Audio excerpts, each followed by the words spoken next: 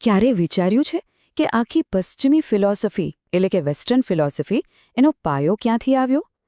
મજાની વાત તો એ છે કે એના મૂળમાં જઈએ ને તો મોટાભાગના રસ્તાઓ આપણને ફક્ત 3 જ ગ્રીક વિચારકો સુધી લઈ જાય છે.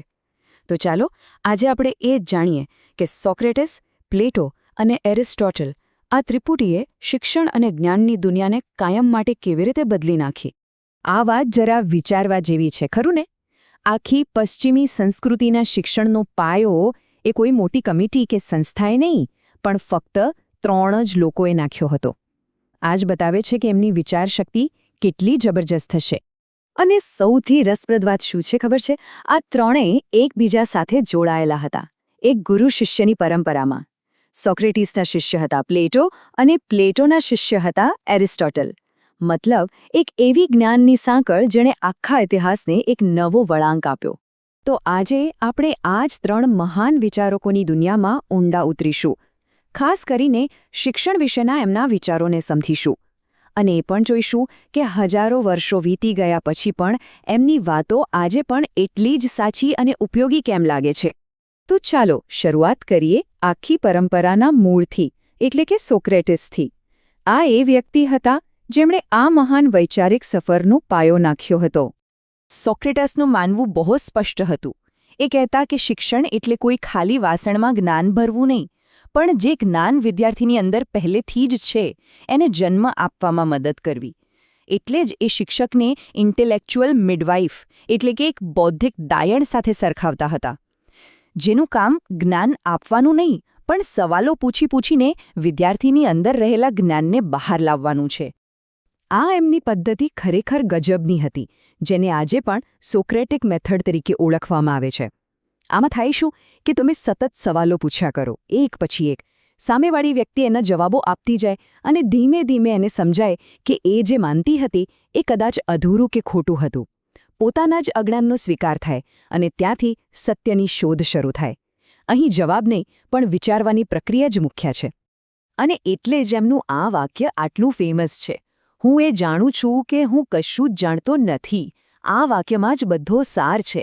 સાચા જ્ઞાનની શરૂઆત જ ત્યાંથી થાય છે જ્યાં તમે સ્વીકારો છો કે મને બધી ખબર નથી. આ જ તો જિજ્ઞાસાનો અસલી પાયો છે. હવે એકદમ મજાની વાત કહું. સોક્રેટિસે પોતાના જીવનમાં એક પણ પુસ્તક નથી લખ્યું, એક અક્ષર પણ નહીં. તો આપણને એમના વિચારો વિશે કેવી રીતે ખબર પડી? એમના શિષ્ય પ્લેટોના લખાણોમાંથી.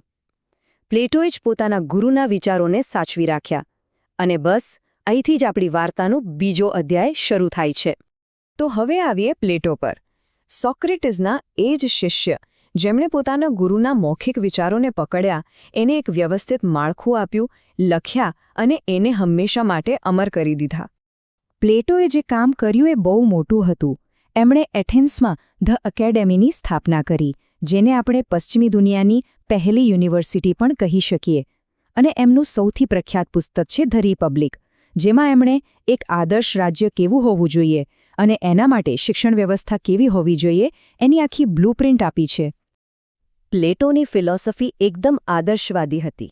એ માનતા હતા કે શિક્ષણનો હેતુ ફક્ત કોઈ વ્યક્તિને નોકરી કે પૈસા કમાવા માટે તૈયાર કરવાનો નથી. ના, એનો મુખ્ય હેતુ છે એક પરફેક્ટ અને ન્યાયી સમાજ બનાવવાનો. અને આવા સમાજનું શાસન કોણ કરે? સૌથી જ્ઞાની લોકો, જેને એમણે ફિલોસોફર કિંગ્સ કહ્યા છે. હવે આ સાંકળમાં આગળ વધીએ. પ્લેટોના સૌથી હોશિયાર શિષ્ય હતા એરિસ્ટોટલ. પણ અહીં એક ટ્વિસ્ટ છે. એરિસ્ટોટલે પોતાના ગુરુની બધી વાતો માની નહીં. એમણે પ્લેટોના આદર્શવાદથી થોડો અલગ, એકદમ પ્રેક્ટિકલ અને રિયલિસ્ટિક રસ્તો અપનાવ્યો. જુઓ, પ્લેટોનો ફોકસ સમાજ પર હતો, જ્યારે એરિસ્ટોટલનું ફોકસ વ્યક્તિ પર હતું. એમના માટે શિક્ષણનો સૌથી મોટો ગોલ શું હતો? તો કે એક વ્યક્તિને સદ્ગુણી બનાવીને સાચા સુખ સુધી પહોંચાડવી. આ સાચા સુખ માટે એમણે એક ખાસ શબ્દ વાપર્યો છે: યુડેમોનિયા. એરિસ્ટોટલનો અભિગમ એકદમ સાયન્ટિફિક હતો. એ કહેતા કે જ્ઞાન પુસ્તકોમાંથી નહીં, પણ અવલોકન, અનુભવ અને તર્કથી આવે છે. અને બીજી એક મહત્વની વાત, એ માનતા કે સારા ગુણ જન્મથી નથી મળતા, એને આદત અને પ્રેક્ટિસથી કેળવવા પડે છે. એમણે પણ પોતાની એક સ્કૂલ ખોલી હતી, ધ લાઇસિયમ, જે એક રીતે કહીએ તો એ સમયનું મોડર્ન રિસર્ચ સેન્ટર હતું.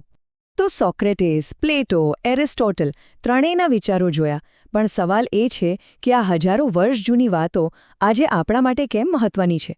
ચાલો હવે એમના વિચારો વચ્ચેનો તફાવત અને આજની દુનિયા પર એમનો પ્રભાવ સમજીએ. આ બંને વચ્ચેનો જે મુખ્ય તફાવત છે ને, એ સમજવો બહુ જરૂરી છે. પ્લેટો માટે અસલી દુનિયા આ ભૌતિક દુનિયા નથી, પણ વિચારો અને આદર્શોની એક અલગ દુનિયા છે. એને કહેવાય આદર્શવાદ. જ્યારે એરિસ્ટોટલ કહેતા, ના ભાઈ, અસલી દુનિયા તો આ જ છે જેને આપણે આપણી 5 ઇન્દ્રિયોથી અનુભવી શકીએ છીએ. આ છે વાસ્તવવાદ, એટલે કે આઇડિયલિઝમ વર્સસ રિયાલિટી. ચાલો આ ત્રણેયના વિચારોને એક સાથે રોઈએ, જેથી બધું એકદમ ક્લિયર થઈ જાય. સોક્રેટિસનો મુખ્ય અભિગમ હતો સવાલો પૂછીને સત્ય શોધવાનો, પ્લેટોનો હતો આદર્શવાદ અને એરિસ્ટોટલનો વાસ્તવવાદ. શિક્ષણનો હેતુ પણ અલગ અલગ. સોક્રેટિસ માટે સ્વયંને જાણો, પ્લેટો માટે આદર્શ રાજ્ય અને એરિસ્ટોટલ માટે વ્યક્તિગત સુખ અને સદ્ગુણ. આ ટેબલ પરથી આખો સારાંશ એક નજરમાં સમજાઈ જશે. તેવું બિલકુલ નથી કે આ બધી વાતો ખાલી ઇતિહાસના પુસ્તકોમાં જ રહી ગઈ છે.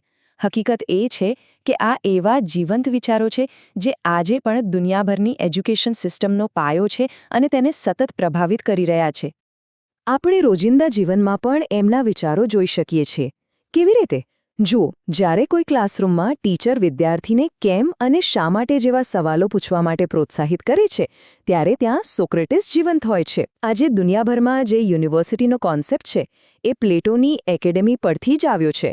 અને સાયન્સનો કોઈ પણ અભ્યાસક્રમ લઈ લો, એનું જે લોજિકલ માળખું છે, એ એરિસ્ટોટલની જ દેન છે. આ એક બહુ સરસ વાત છે કે જ્ઞાનની સફર ક્યારેય પૂરી થતી નથી. એ તો બસ એક પેઢીથી બીજી પેઢી સુધી આગળ વધતી રહે છે. અને આ ત્રિપુટીએ બરાબર આ જ કર્યું. એમણે જ્ઞાનની જે મશાલ પ્રગટાવી, એનો પ્રકાશ પેઢી દર પેઢી પસાર થતો રહ્યો અને આજે પણ આપણને રસ્તો બતાવી રહ્યો છે. અને હવે આ બધી ચર્ચા પછી એક સવાલ આપણે સૌએ પોતાની જાતને પૂછવાનો છે. આજની આ ફાસ્ટ દુનિયામાં એજ્યુકેશનનો અસલી હેતુ શું હોવો જોઈએ? શું એ સારી નોકરી અને સફળતા મેળવવા માટે છે? કે પછી એક સારો સમાજ બનાવવા માટે? કે પછી એનો હેતુ ફક્ત સત્યને શોધવાનો છે? આ એ જ મૂળભૂત સવાલો છે જેની સાથે આ મહાન વિચારકોએ સંઘર્ષ કર્યો હતો. અને હવે એના પર વિચાર કરવાનો વારો આપણો છે.